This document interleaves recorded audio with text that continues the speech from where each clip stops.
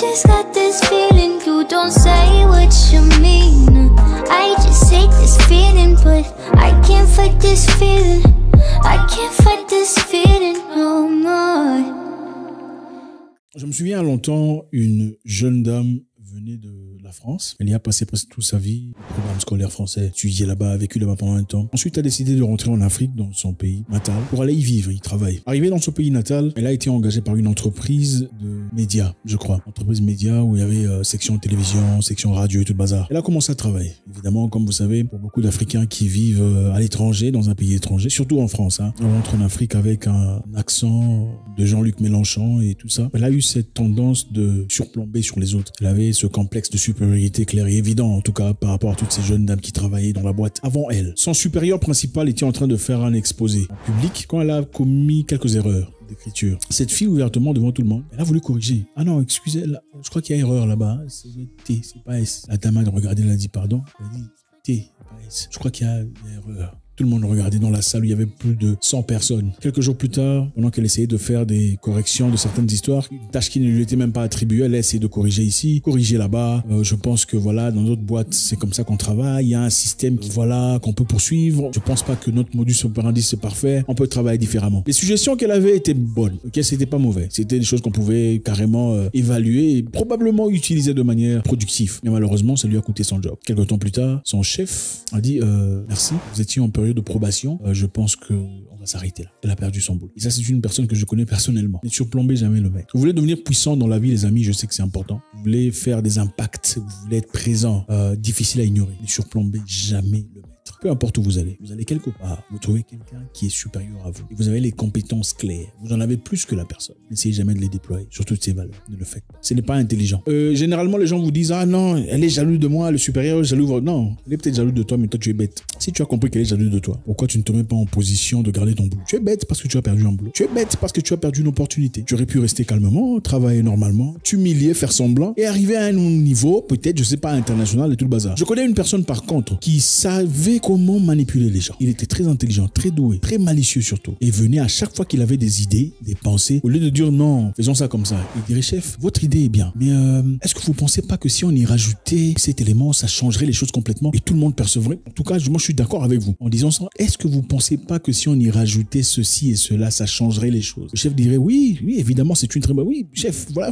moi je vous ai confiance en vous. Pour certaines personnes ici, ça paraît comme la flatterie, mais en réalité, cette personne a passé son message et faisant semblant comme si c'était l'idée du chef. L'idée n'est pas du chef. Chef, monsieur Moussoungou, je trouve qu'il vient en retard. Mais vous, avec votre pouvoir, je sais, j'ai fait confiance en votre capacité de prendre des décisions. Mais si c'était pour moi, en tout cas, je l'écarterais. Mais je sais que vous prenez la bonne décision parce que ça nous aiderait à tous à avancer s'il n'était pas là. Mais je sais que vous prendrez la bonne décision. Vous voyez, il ne s'est pas opposé au chef, mais il a clairement joué un jeu très intelligent en donnant l'impression que c'est le chef qui prenait la décision. Pourtant, c'est lui qui prenait la décision. Ne surplombez jamais le maître. Peu importe où vous passez, soyez bien, soyez propre, courtois. Mais n'essayez jamais de outshine, d'être beaucoup trop intelligent pour le chef, d'être beaucoup trop connaissant, trop équipé pour le chef. C'est-à-dire, on pose certaines questions. Dans certaines zones, vous restez calme, même si vous connaissez la réponse. Lisez-vous. Si vous répondez à chaque question où lui ne peut pas répondre, finalement, vous devenez son ennemi. Ce n'est pas de la jalousie. Évidemment, chaque personne a besoin de protéger son petit sentier. Toi, tu viens à peine d'arriver, tu veux prendre mon goût. Non, on va pas accepter ça. Même si tu as les compétences, il y a des façons d'y aller. Si vous faites un peu de trop, vous allez quelque part, vous êtes technicien, vous êtes vidéographe, vous êtes électronicien, technologique, vous êtes cybercriminel, vous allez quelque part et vous avez les compétences mieux que la personne sur place, on va vous écarter. On risque de vous écarter. Moi, je suis allé une fois dans une entreprise de network engineering. On nous a demandé de faire un travail de IP, adresse, tout ça. Toutes les personnes qui étaient là faisaient du copier-coller. Leur IP, copier-coller. Moi, j'ai fait le subnet mask, j'ai breakdown, tout. Le chef, le numéro 1, le ingénieur lead ne connaissait pas comment faire ça. Le blanc m'a regardé, il a dit, mais toi, tu viens d'où? Directement, je suis devenu son ennemi. Je ne comprenais pas encore. Il a tout fait pour me faire virer. Lui, il faisait des copier-coller. Moi, je voulais pas copier-coller. Je voulais comprendre comment ça fonctionnait. Comment est-ce que chaque texte se représentait? C'était quoi l'objectif de chaque histoire? Mais je ne l'ai pas imposé au moment opportun. Je l'ai montré quand il y avait les chefs supérieurs à lui. Et ça a donné l'impression que lui-même, là, n'était pas assez compétent. Ne surplombez jamais le maître. Si vous voulez le faire, faites-le malicieusement, petit à petit, mollo à mollo, jusqu'à ce que vous ayez acquis les connaissances nécessaires. Alors là, vous pouvez faire votre coup d'état. Numéro 2, pour ceux qui veulent devenir puissants. Il faut toujours dire moins que nécessaire. Exposer moins que nécessaire. C'est très important. Les gens parlent trop. Quand vous parlez à quelqu'un, après 10 minutes, on ne peut pas avoir l'impression de vous connaître déjà. Vous comprenez ça? Les gens parlent trop. Vous parlez à une personne à peine 10 minutes. Il sait déjà que vous avez déjà été en prison. Il sait déjà que votre mère souffre de diabète. Il sait déjà que votre relation passée a duré 3 mois parce que la fille aimait l'argent. Il sait déjà que tout ça là est votre oncle est chef d'entreprise. Il sait déjà que tu as des entreprises de canne à sucre ou peu importe, tu as investi dans les bois. Il sait déjà que tu as un salon de coiffure. Pourquoi? Il faut avoir la capacité de garder des histoires pour ça. Je comprends tout à fait, c'est normal. Quelquefois, quand vous parlez, ça, on a toujours envie de raconter une histoire, surtout dans un sujet général. Vous voulez un peu apporter de vous-même, mais vous pouvez aussi aller dans des milieux où les gens sont en train de raconter. Vous faites ah bon, je ne sais pas, c'est ce que les gens disent, hein, sans nécessairement parler. Vous avez une conversation pendant 30 minutes, vous n'avez rien dit. C'est ça les gens puissants. Dites toujours moins que nécessaire. Même quand vous dites une histoire très importante, quand vous en dites de trop, ça perd sa puissance. Quelqu'un d'intelligent disait, même le meilleur danseur du monde sait quand est-ce qu'il faut quitter la piste. Voilà. Pourquoi? Parce que même le danseur du monde, s'il danse de trop, on l'apprécie de moins en moins. Dites moins que nécessaire. Ne dites pas tous vos secrets, ok? Ne parlez pas nécessairement de toute votre entreprise, de tout ce qu'il y a comme argent à la fille que vous venez de rencontrer. Ne le faites pas. Ne le faites même pas avec vos amis, parce que vos amis sont des gens qui très vite deviennent vos ennemis. Parce qu'aujourd'hui, évidemment, on ne sait même pas qui est ami, qui est ennemi. Les ennemis les plus farouches se sont cachés longtemps comme les amis. Mais ce sont vos ennemis les plus... Ils sont capables de vous tuer. Prendre le couteau comme ça, le faire, mais ils sont capables d'envoyer des gens pour vous casser quelque chose. Oui. Et puis, regardez à distance comme si ça n'avait rien. Ne dites pas tout. Gardez votre business. Je vous encourage 7 mois de revenus. C'est très important pour une personne qui veut vraiment évoluer dans 7 mois de revenus. Peu importe le degré, peu importe le niveau. 7 mois de revenus. Et laissez au monde connaître peut-être 2. Le reste, gardez ça secret pour les gens qui sont très importants pour vous. D'ailleurs, dans quelques cas, il y a des femmes à qui on ne dit pas tout. Ah oui, il y a des femmes à qui on ne dit pas tout jusqu'à ce que, voilà, vous atteignez un certain niveau. Alors là, vous commencez à révéler. Oui, il y a des partenaires à qui on ne dit pas tout. Je ne dis pas tout le monde, mais il y a des partenaires à qui on ne dit pas tout. Si elle t'a déjà montré des signes de manque de loyauté, si elle t'a déjà montré qu'elle valorise une tierce personne plus que toi, tu ne peux pas tout lui dire. Dites moins que nécessaire, ça vous rend très puissant. Numéro 3, ça c'est une loi qui fait peur, mais c'est une loi très intéressante. Laissez les autres faire votre travail à votre place. Laissez les autres faire votre travail à votre place et gagnez-en de la reconnaissance. Laissez les autres faire votre travail à votre place et gagnez-en les louanges. Bon, je sais que c'est quand même difficile, hein. Ceux qui sont chrétiens ici, les chrétiens hypocrites sont ici, se disent, ah, comment tu peux faire ça? Ce n'est pas juste, c'est injuste. Dans le monde corporate, dans le monde de travail, dans le monde de corporation, c'est ce que les grands font. C'est-à-dire, il faut savoir déléguer certaines histoires à certaines personnes. Vous êtes peut-être directeur. Les directeurs le font très souvent. Ils ont une personne qui s'assure de faire le logistique, une personne qui s'assure de faire les finances, une personne qui s'assure de faire le HR, et finalement, il a recueilli la gloire, tout ça là, le praise, les ramifications, c'est lui qui gagne.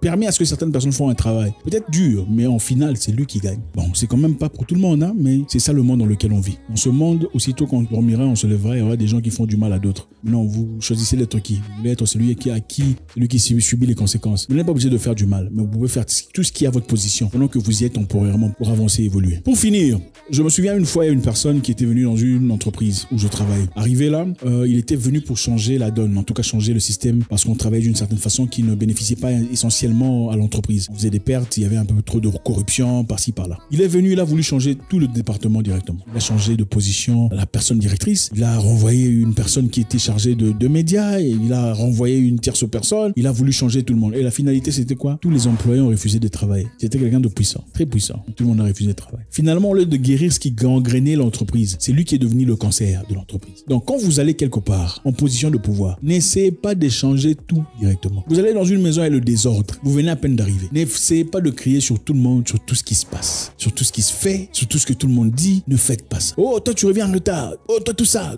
Toi, on va...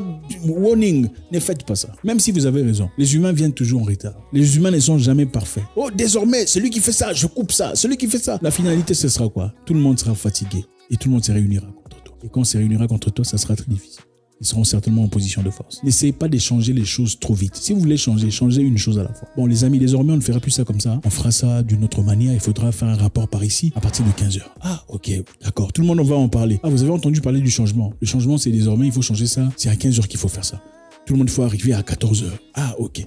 Mais si tu dis il faut arriver à 14h, il faut faire le rapport à 15h, tout le monde habillé en blanc. Désormais, demain, les filles ne viennent pas. Vous allez avoir des problèmes avec tout le monde. Vous allez dans un milieu, tout le monde est mauvais, les gens sont sales. Ne venez pas vouloir montrer à tout le monde qu'ils sont sales. Tu seras l'ennemi de tout le monde. Tu entres quelque part, manoir, peu importe, communauté des gens. Oh, la cuisine est sale, vous êtes des gens sales. Tout le monde va te haïr, même si tu as raison. Il faut commencer par montrer aux gens, sans nécessairement en parler. Tu nettoies. Tu dirais, les amis, regardez la cuisine. C'est propre, non? Ah, maintenant on va faire un effort pour essayer de garder ça comme ça. C'est comme ça qu'on fait. Pas que vous êtes sale, ça pue, tout ça. on va te haïr. Tu veux montrer quoi? C'est des choses que je connais. Vous allez dire à un pays, vous êtes des aventuriers, vous êtes des abrutis. Ils vont te détester. Même si ce sont des abrutis pour de vrai. Ça peut vraiment être des abrutis dans toute une capitale. Donc 98% peut être vraiment des abrutis dans la danse, dans la musique, dans la stupidité générale. Mais le fait de le dire, ça va déranger. Ça fait partie de la vie. Maintenant, à vous de faire le choix. Est-ce que votre combat en vaut la peine? Une personne qui le dit sans nécessairement dépendre du pays ou dépendre de la capitale, c'est bon. Une personne qui vit dans un milieu où il a besoin de ces gens et tu critiques ces personnes, c'est toi qui seras perdant. Une personne qui va travailler dans une entreprise pour changer tout ce qu'il veut changer en même temps, le même jour, la corruption, le mensonge, le retard, toute la saleté, vous voulez changer le même jour. C'est vous qui allez tomber. Parce que si tout le monde se lève contre toi, tu te lèveras contre qui? Merci infiniment les amis, c'est toujours avec beaucoup de plaisir. J'espère qu'on a appris quelque chose aujourd'hui. Numéro 1, ne surplombez jamais le maître. C'est important de garder ta place. Tu rencontres quelqu'un qui est proéminent, qui est fort, qui est puissant, qui est chef, reste à ta place. Ne viens pas dominer. Même si tu parles mieux français que lui, tu es très bien habillé que lui, tu sais articuler, garde ça pour toi. Tu as plus de connaissances que lui. Ce n'est pas en ce moment-là devant le public, surtout pas le moment nécessaire pour le montrer ou le dévoiler. We don't need a club, got our own groove. Coming at the same time, yeah. You don't got the time for us.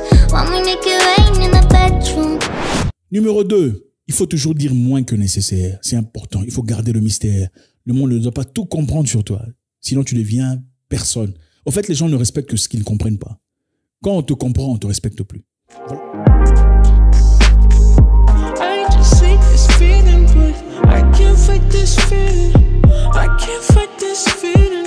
Laissez les autres faire le travail à votre place. Dans un monde capitaliste, malheureusement, c'est comme ça.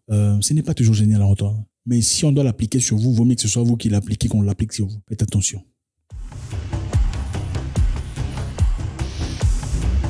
N'essayez jamais de changer tout à la fois. Prenez le temps nécessaire. Examinez, complétez, remplissez. God bless.